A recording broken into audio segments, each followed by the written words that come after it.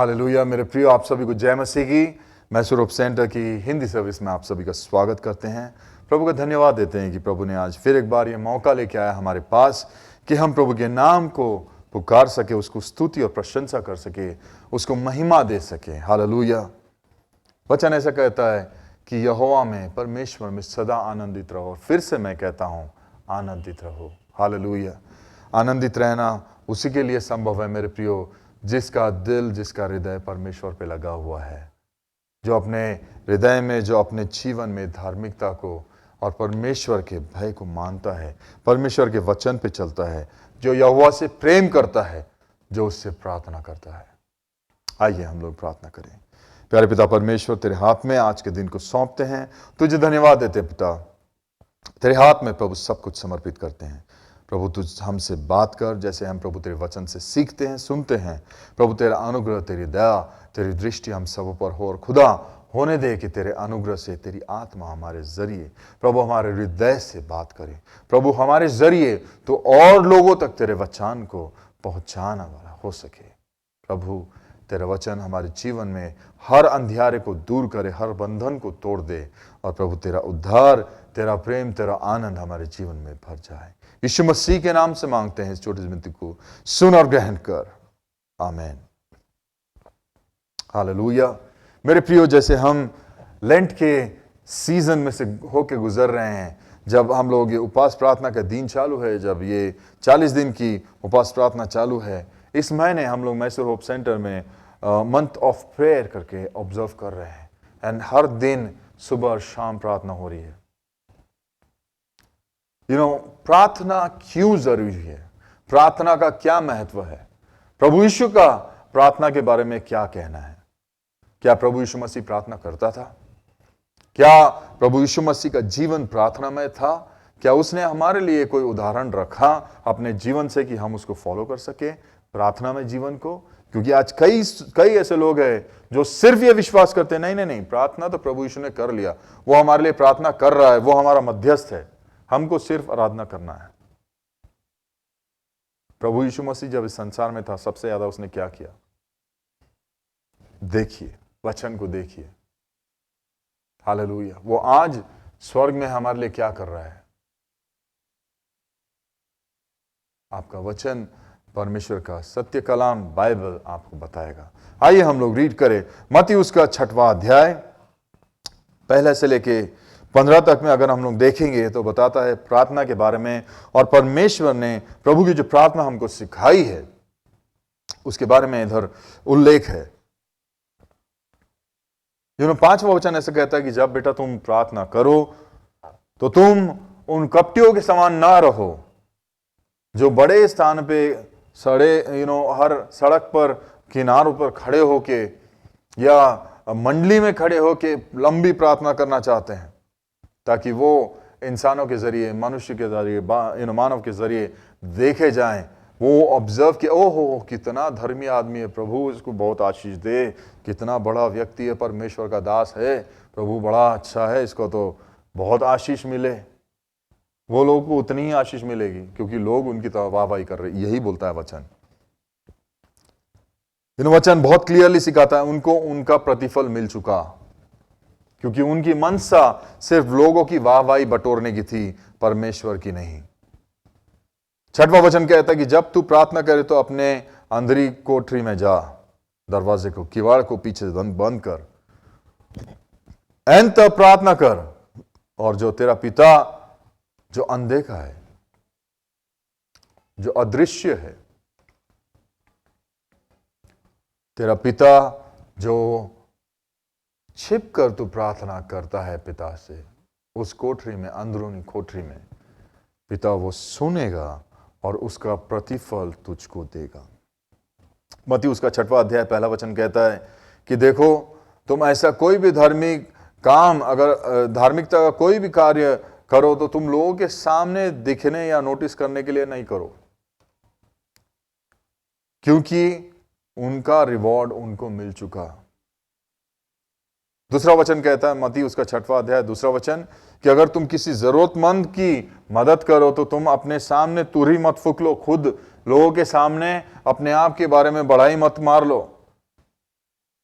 खुद के बारे में ढिंढोरा मत पीट लो, जैसा कपटी लोग करते हैं।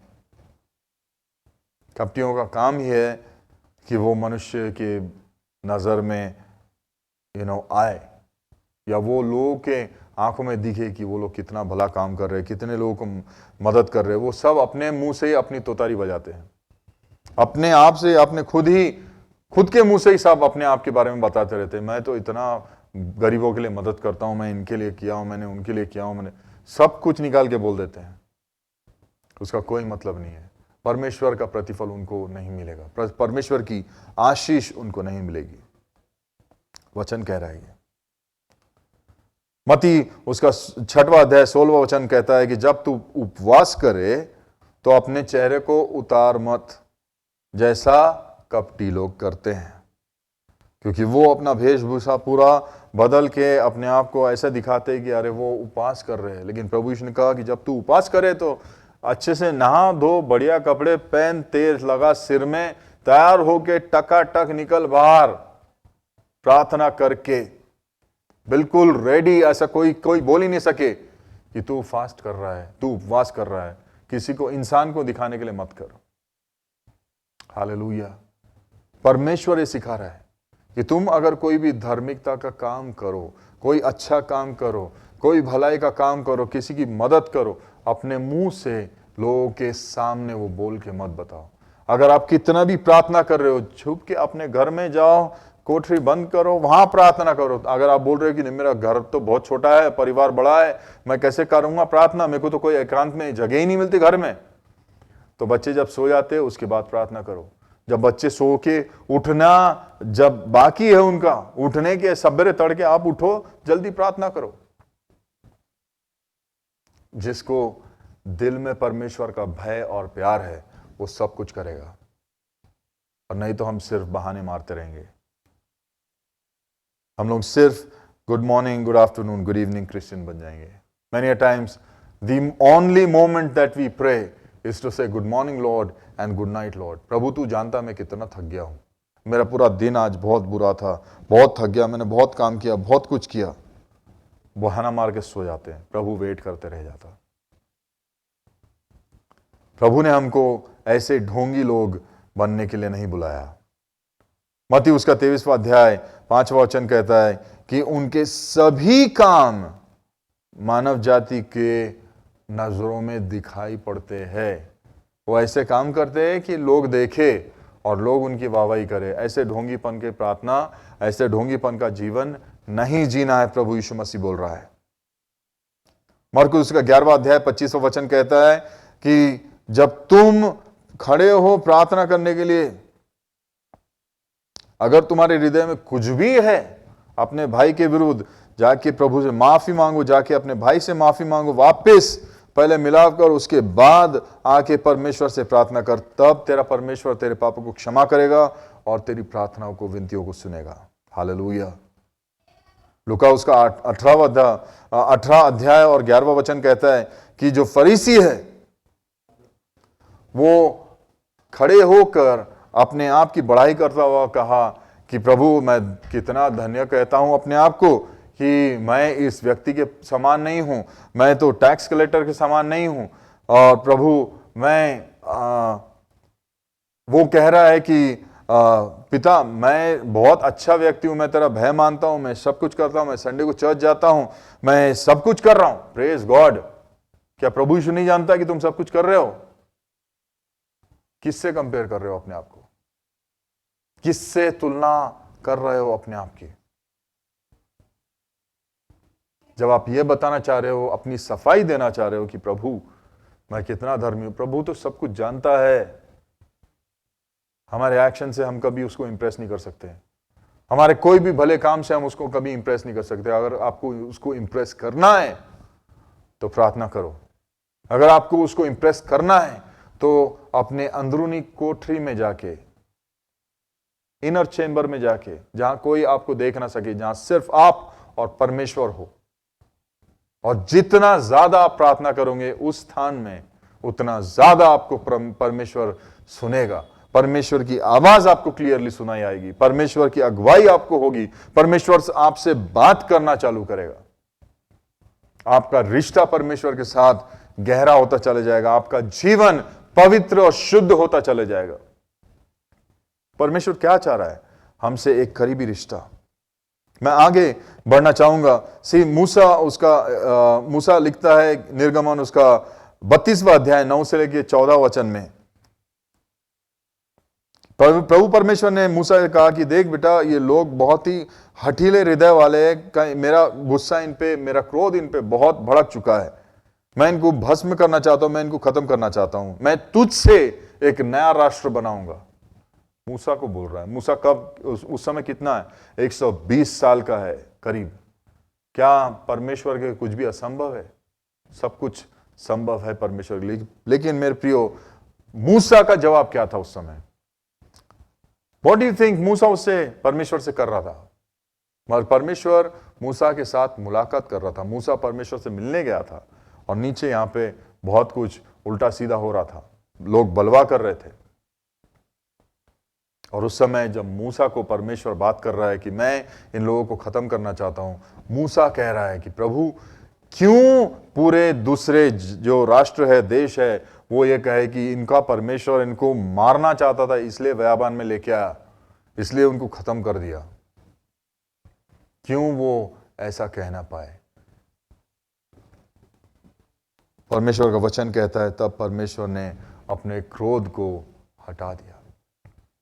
फिर से निर्गमन उसका 33वां अध्याय और 3रा वचन और 5वां वचन में हम देखते हैं कि प्रभु परमेश्वर ने मूसा से कहा कि जाओ यहां से, मैं तुमको मधु और दूध और मधु बहने वाले ऐसे देश में लेके जाऊंगा, लेकिन मैं तुम्हारे साथ नहीं आऊंगा। जाके बताओ इसराइलियों को, तुम लोग हठीले हृदय वाले हो, अगर मैं तुम्हारे साथ एक पल भी चला तो मैं तुमको खत्म कर दूंगा, भस्म कर दूंगा। ना जाके अपने सारे हीरे जवाहरात जितना आपने चढ़ाए हो, अपने आप को जितना डेकोरेट किया, वो सब निकालो, ताकि मैं डिसाइड करूं तुम्हारे बारे में क्या किया जाए। मूसा से परमेश्वर बात कर रहा है रूबरू, आमने सामने, और मूसा वहां पे परमेश्वर से एक बहुत अहम बात बोलता है कि प्रभु, अगर मैंने तेरे नजर में कुछ भी धार्मिकता पाई है, मेरा जीवन अगर तुझको मनोभावना हुआ है, तो प्रभु इन सबों के पापों को क्षमा कर। प्रभु अगर तू इनको माफ नहीं कर सकता तो तू मेरा नाम तेरे जीवन की पुस्तिका से मिटा डाल। वो अपना पूरा इटर्निटी उनके लिए दांव पे लगाने के तैयार था, क्योंकि वो एक सच्चा अगुवा था। हालेलुया। मेरे प्रियो, इब्राहिम के बारे में हम देखते हैं उसका जीवन कैसा था।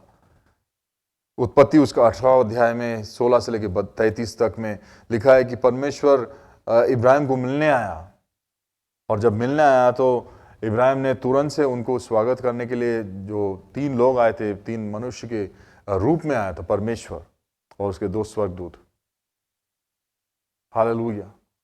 और तुरंत से उसके लिए सेवा टहल किया इब्राहिम ने। और उसके बाद जब परमेश्वर जाने लगा, तब परमेश्वर ये हृदय में बोल रहा है कि क्या मैं इब्राहिम से छुपाऊं जो मैं अभी करने वाला हूं सदोम और गमोरा के लिए। मेरे प्रियो, परमेश्वर को कोई जरूरत नहीं थी इब्राहिम से बात करने की और बताने की कि अगला प्लान क्या है, कि मैं सदोम और गमोरा को डिस्ट्रॉय करने वाला हूं। क्यों बताया परमेश्वर ने इब्राहिम को? परमेश्वर वहां पे एक बहुत क्लियर प्रिंसिपल ड्रॉ कर रहा था हमारे लिए, कि परमेश्वर कभी भी मानव जाति के बीच में बिना किसी व्यक्ति को बताए कुछ नहीं करेगा, क्योंकि वो चाहता है, क्योंकि वो एक धार्मिक न्यायी है, इसलिए वो चाहता है कि कोई मनुष्य उन लोगों के लिए प्रार्थना करे, ताकि परमेश्वर से उसका अनुग्रह उन लोगों को मिल पाए, उस राष्ट्र को मिल पाए, उस देश को मिल पाए। इसलिए तो मूसा ने जब प्रार्थना किया तो तुरंत से परमेश्वर ने अपना प्रकोप हटा दिया। जब मूसा ने बोला कि नहीं प्रभु, तुम मेरा नाम ही जिंदगी की पुस्तक से मिटा दे, तो प्रभु ने अपना गुस्सा खत्म किया। यहां भी सेम चीज देखते हैं। इब्राहिम परमेश्वर से पूछने लगा, प्रभु अगर वहां पे 50 लोग धर्मी होंगे तो भी तू मार डालेगा उन सबको? परमेश्वर ने कहा नहीं। अगर 40 रहेंगे तो नहीं, 20 रहेंगे तो नहीं, 10 तो भी नहीं। परमेश्वर ने बोला अगर एक भी व्यक्ति धर्मी हो तो भी मैं उसको वहां पे उस शहर को नहीं मिटाऊंगा। लेकिन एक भी धर्मी व्यक्ति वहां नहीं है। तो मेरे प्रियो, यहां पे हम लोग क्या सीखते हैं कि इब्राहिम परमेश्वर से गिड़गिड़ाता है, मांगता है, प्रभु से प्रार्थना करता है, नहीं प्रभु रहम कर, मेरा लूट वहां पे है। परमेश्वर जाके लूट से बात करता है।